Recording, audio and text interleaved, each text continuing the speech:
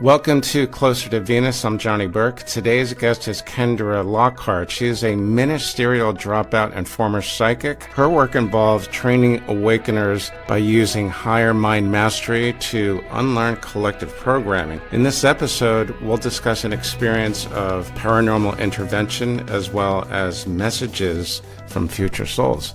Kendra, welcome to the program. Hi, thanks for having me. So ministerial dropout, were you actually training to be in the ministry or was it something else? I was training. My first experiences metaphysically were inside the church, and when I went off into my adult life, sooner or later I came back to that and started taking the curriculum. What kind of experiences did you have within the church then? As a child, I was very connected to what people would call source or the divine. I was more metaphysical than physical for a very long time. The church seemed to be the place where I could relax enough and trust what was happening. Did you have any kind of feedback from your cohorts or colleagues within the church about your experiences, or did you keep that to yourself? There was one experience that was happening to the whole group with me being an example. So there was support from that. And the reason why I left was the junior pastor. What was the experience in the church then? This was as an adult that I was returning to this curriculum, and I was having a very hard time with one of the core pillars in the curriculum, prayer. The reverend who was teaching at the time said, "Is there anybody who's struggling with this?" And I said, "Yeah, me." And he said, "Great, stand up. Let's do a demonstration that prayer works all the time." So, all right. He said, "What is your problem?" I said, "Well, rent is due. I have a very aggressive landlord that if it's even a day late, eviction papers are filed and the money isn't there right now." I was a professional artist and didn't have any work that particular month. So what exactly was the experience then? Was this a paranormal experience or was it something else? It was paranormal, and several people from that curriculum still to this day, 15 years later, talk about it. He went into a state of prayer that we were going to call in the money for the rent on time, and the room crackled. Everyone had the same feedback is, "Did you feel something electric running through the room?" I said, "I did," and 5 other people did as well. An electrical surge? It was some presence that was so forceful and potent. Yes, that's my best description of it. And the rent showed up, and by the end of that day, a client who had been traveling texted and said, "I'm home early. Can I pick my project up tonight?" And it was the exact amount of my rent. When I shared that, the whole room absolutely exploded, and then everyone's faith was shifted. This was a classroom of about 45 people. So there were other experiencers. You didn't just experience that by yourself, in other words. It's my only experience of group paranormal, but yes. You also consider yourself a former psychic, which means you were a psychic at one point. I've always been clairaudient. It took a while and some awkward childhood social experiences to realize not everyone has this skill developed. The reason why I consider myself a former psychic, it's a mutual win if I step away from it and other people step into theirs versus enabling. I was a professional psychic for a long time, and it became too much of a crutch for people. They didn't get into their discipline of their own ability. They were constantly, whenever anything felt uncertain, call Kendra, call Kendra. And I thought, this isn't a healthy exchange. So now I consider myself a mystic. Instead of developing skills of clairaudience, clairvoyance, claircognizance, I surrender to divine experiences, and I ask other people to as well. So you thought that these people, clients, were not doing enough work on their own, and they just relied on you for different answers and different solutions, I guess. Is that what it was? It is. And one of the ways that I can talk about it now is it's like Ozempic. You're taking a weight loss drug, you're getting results, but you're not building your own discipline. What happens when the drug goes away? So when I stop answering your phone calls, you don't have your own inner support system. I'd rather be like a coach or a mentor, and you're putting in the time to grow versus the safety net. When you first noticed your psychic abilities, was that your introduction to the metaphysical world, or were there experiences before that? I would say it was my introduction to the metaphysical world. As a kid, everything seemed very wide open. I was one of those souls that fought the closing or fizzling out or fading of that experience. And like I said, I was more metaphysical than physical. I didn't realize other people didn't have this relationship. Did that experience include being able to talk to people beyond the veil, or not really? That did happen in my childhood. It put a strain on my relationship with my parents. They're very conservative and uptight, and it's almost comical. They're both atheists, so for their construct and reality to be disrupted by me as an example was a little tense. I can imagine. So can you describe some of the experiences? Were they with past family members or friends or people you didn't know? The first one that very much upset them is we were going to be moving into a new house. And as we were walking through it, I said, not this one, not this one. And they wanted to know why. I said, because of the guy in the corner in the family room there. We're not doing it. This is an unhappy place. And they just dismissed it as childhood imagination. We moved into that house, and there was plenty of what I would consider paranormal residue. I had one of my worst childhood metaphysical experiences in that home. With the man in the corner of the room? So what exactly happened then? He was someone I could hear. I don't know when he died or what his story was. I was 9 years old, and he just kept trying to convince me to come to the other side, that my life was going to be very miserable. Look around. Your parents don't believe you. Look at how much better it is for your half-brother. They adore him. He's going to have a wonderful, normal life. And you've been ignored and denounced for your gifts. Why don't you just come to the other side? Definitely not good. So would you consider that entity, the man in the corner, let's say, an earthbound ghost? As a child, I considered it a displaced soul. But with age and more experiences and some hindsight, I would say it was probably something that was from a different place than an incarnation that lived and then never left the home. Would that be an extraterrestrial, or you're not really sure? I'm not really sure. I would just, to this day, for the few people that I do share it with, I just consider it an extension of some dark force. Kind of a nebulous area because you can't really tell exactly what he or she was. Have you had experiences with ghosts where you could definitely judge them as an earthbound ghost? They never really crossed over to the light and never went to the light. Have you had any experiences like that? That would have been down in college. You could tell that somebody hadn't finished the process, and we laughed about it at the time. Now I'm 19, 20.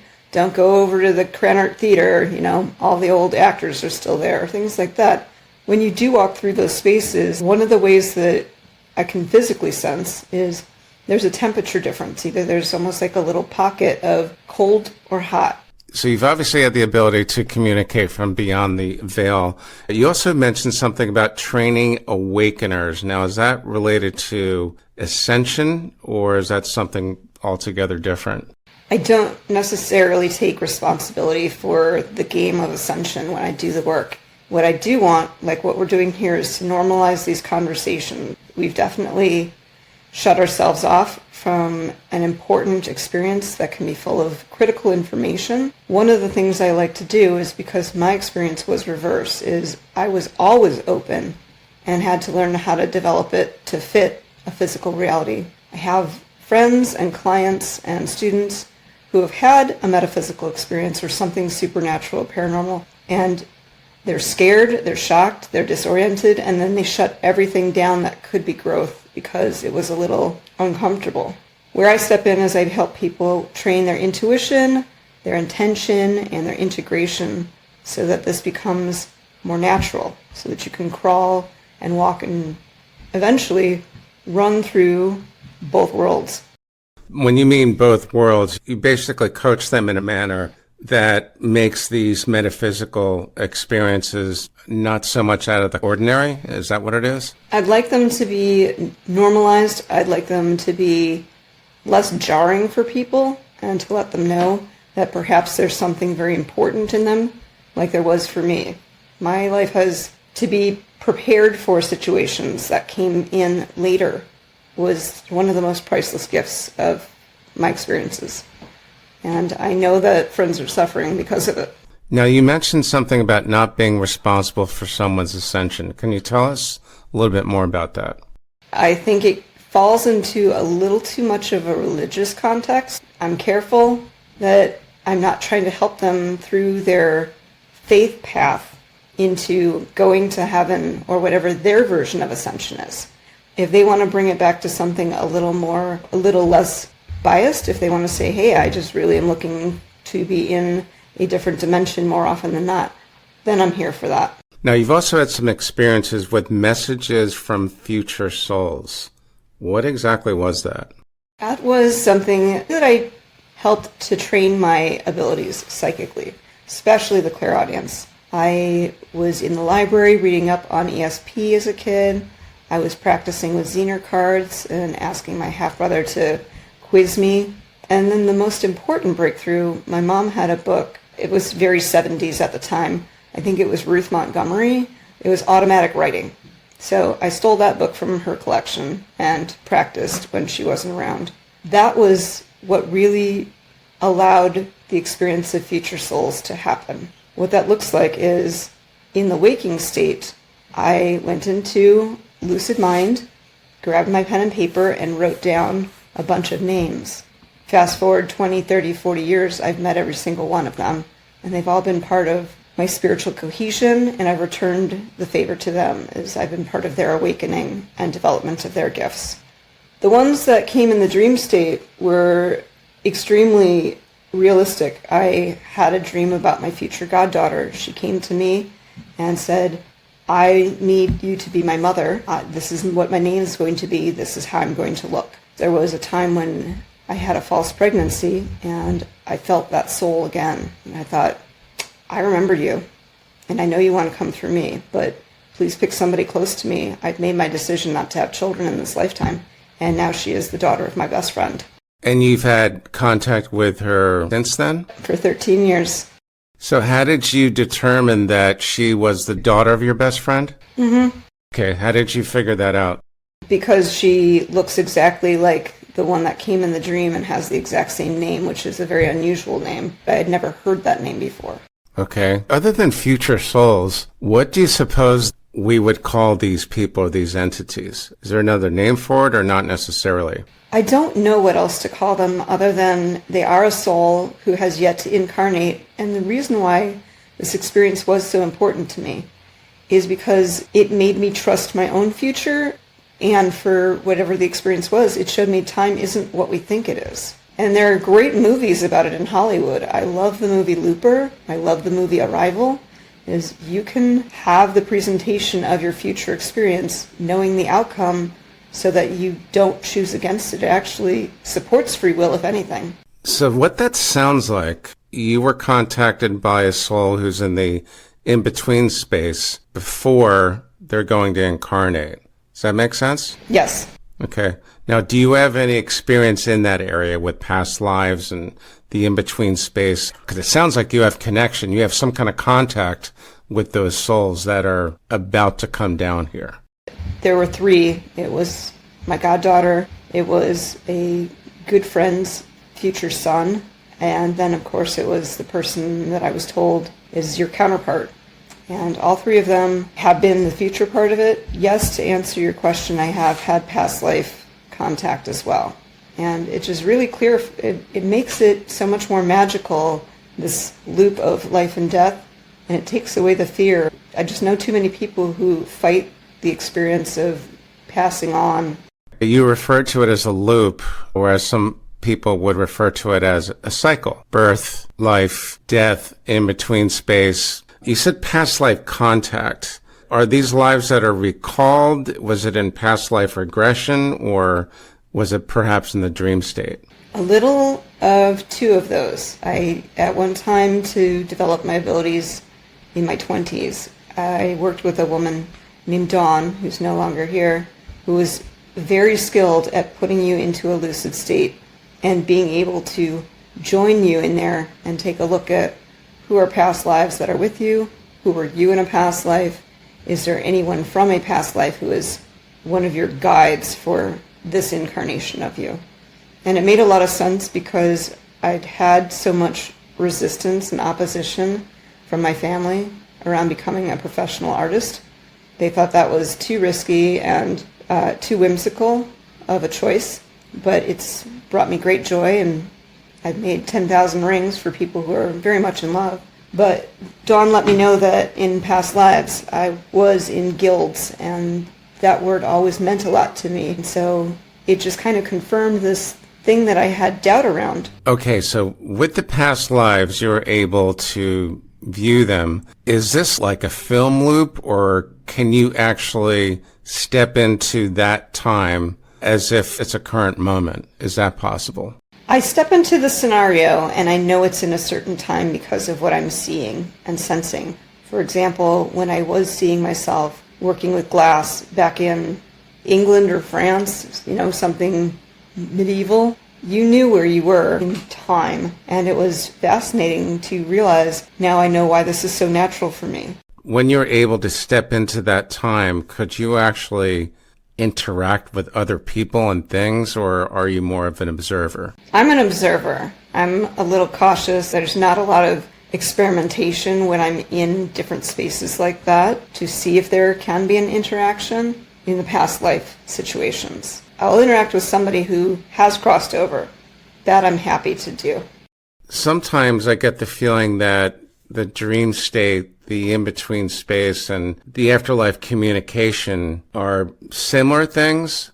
Experience has told me that in the dream state, it is important that it's me as the subject of it.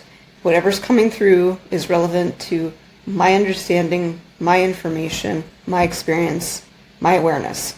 So I appreciate that the dream state supports whatever I'm about to do or not do.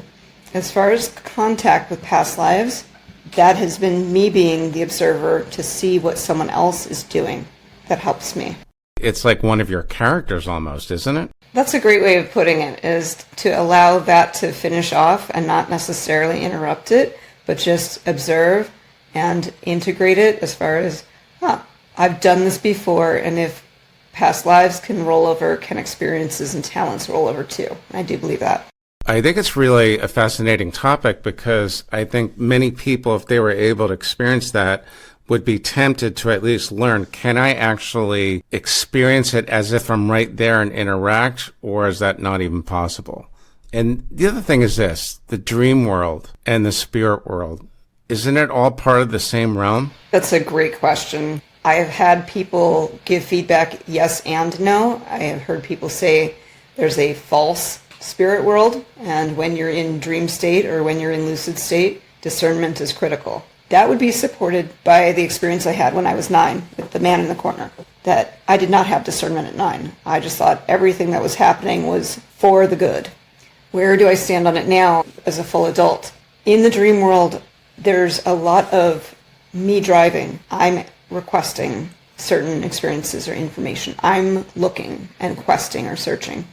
In the spirit world, sometimes I'm just surrendering to a mystical experience that was going to happen as long as I participated. So it's a subtle difference. It's a subtle difference, but not a great difference. That's what it seems like. Yeah. When you put it all together, messages from future souls, past lives, the in-between space, afterlife communication, what are some of the most important things that you've learned? The most important thing I've learned, and it still fills me with a lot of humility, sometimes we really do think our life doesn't matter or isn't worth much.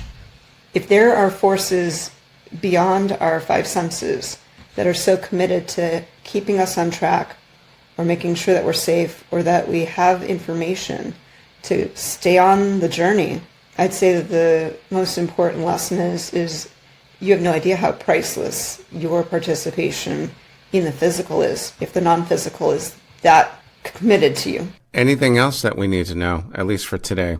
I would say that whatever, and this was my personal experience, I had such a hardcore belief based on the physical world that I would never meet anyone. And yet, that was an equal and opposite to what the divine had for me, one of the future souls. And I thought, it's taking too long. I'm giving up on this fantasy or this misinformation. Only in the amount of, you just can't measure it.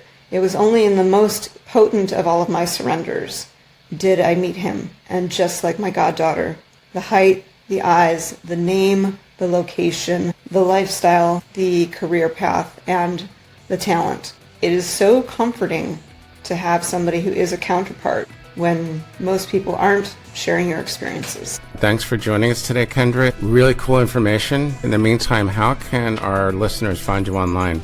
Certainly. The name of my brand is called Know Yourself Well.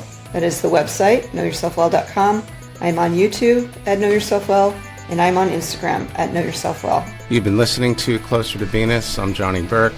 If you enjoyed today's episode, please consider subscribing.